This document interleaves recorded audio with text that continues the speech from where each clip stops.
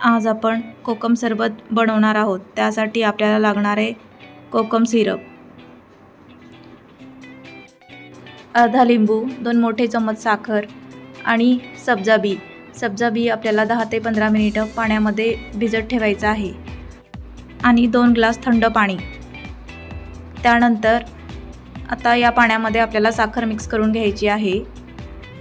त्यानंतर एका प्लेटमध्ये लिंबाचा रस काढायचा आहे। लिंबाचा रस डायरेक्ट पाण्यामध्ये टाकायचं नाही, त्यामुळं ॲसिडिटी वाढते। आता लिंबाचा रस काढून झालेला आहे। त्यानंतर थोडंसं पाणी टाकायचं। आता हे पाणी आपल्याला या पातेल्यामध्ये मिक्स करून घ्यायचं आहे। त्यानंतर सब्जा बी,